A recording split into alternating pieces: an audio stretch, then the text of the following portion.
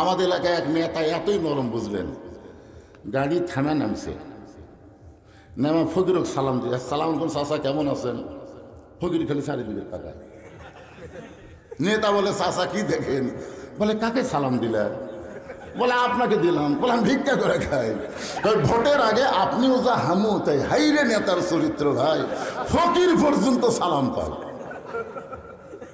কিন্তু ওই নেতা যখন ভোট পাই এমপি হবে, এলাকার মধ্যেই থাকবে না, নেতা ঢাকায় থাকবে, মাঝে মাঝে নেতা বেড়াবার আসবে, শামসের অত্যাচারে একটা ভোটারও নেতার কাছে যাবার পারবে না।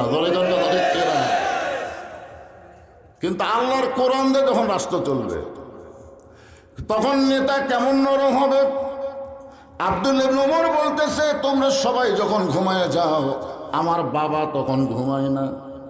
আমার বাবা চুপি চুপি চোরের মতন মানুষ কোথায় কিভাবে আছে নিজের চোখে দেখে বেড়া।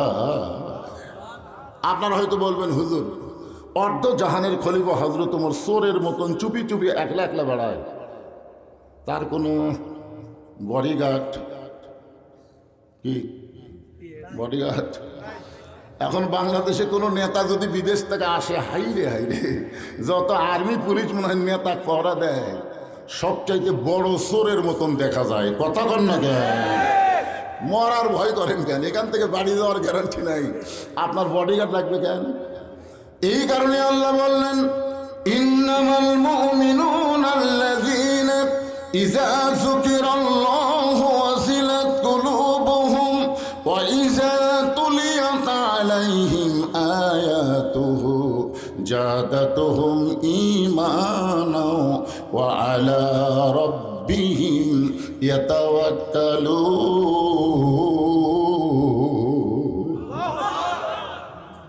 রাতের বেলা হযরত ওমর ঘুরতেছে মানুষের দুঃখ কষ্ট দেখার জন্য। হঠাৎ হযরত ওমর দেখতে পায় একটা মরুভূমির ভিতরে একটা তাঁবু টাঙ্গানো, তাঁবুর বাইরে একটা পুরুষ মানুষ অস্থির হয়ে ঘুরতেছে। আমাদের খেয়াল করবেন, তাঁবুর বাইরে একটা পুরুষ মানুষ অস্থির হয়ে ঘুরতেছে, একবার উত্তরে যায় একবার দক্ষিণে যায়। ওমর ফারুক চিন্তায় পড়ে গেলেন, পুরুষ মানুষ অস্থির হওয়া তো লক্ষণ ভালো না, অস্থির হবে নারী। ধরে কোন অস্থির কে হবে? আপনারা বলেন তো, জান্নাতের ভিতরে গন্ধম গাছের কাছে কে গেছে আগে? হাওয়া না আদম?